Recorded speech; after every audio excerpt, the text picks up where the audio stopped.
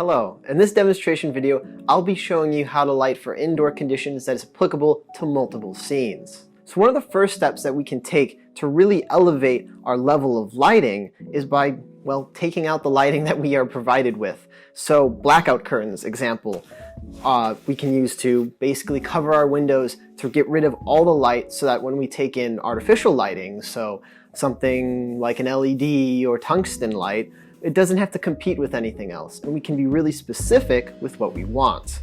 So adding artificial light to your environment really allows you to control what you're doing. Is it a narrative piece or is this more of an interview? You can really change the mood of what you're doing. So another element that you can really add to lighting, which we just talked about, which was controlling and shaping the lighting, is dealing with how we place the light.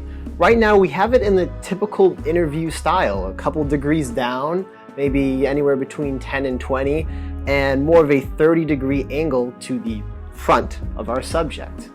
Now, if you're doing, let's say, for instance, something that's a bit more dramatic, we can change the angle a bit, and you can see on our B camera that we're getting more intense shadows on this side of the face. This adds depth and a bit of a mood to it. If we're wanting to go really stylistic, so basically anything past 45 degrees, we start getting into the territory where you really should be having a reason for why you're doing this shot. You don't want the whole interview to be like this. And of course, you can always do 180, which is more of a silhouette shot. So of course, with artificial lighting, it's really easy to move the light around, but not exactly when it comes to natural. So of course, we move the subject. So by changing the rotation, we can, to a certain degree, also change the shadows on their face. But we run into another problem. Natural light is incredibly diffused, so we won't get the same nice shadows that we did with artificial lighting. So practicals is something that a lot of people overlook. A practical is a light in the scene, for instance, so a lamp.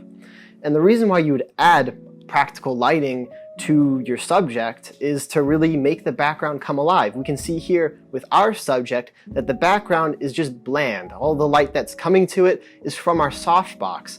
Nothing interesting is happening, it's just kind of a void. So taking lights that you have, for instance, like a Christmas tree, if you do, can really just make the lighting here different and also add something that otherwise wouldn't be there. So of course we left out some smaller details like further controlling natural and artificial lighting with bounces and further diffusion, but these principles can still be applied to your projects. Anyways, hope this video was helpful and have a good day.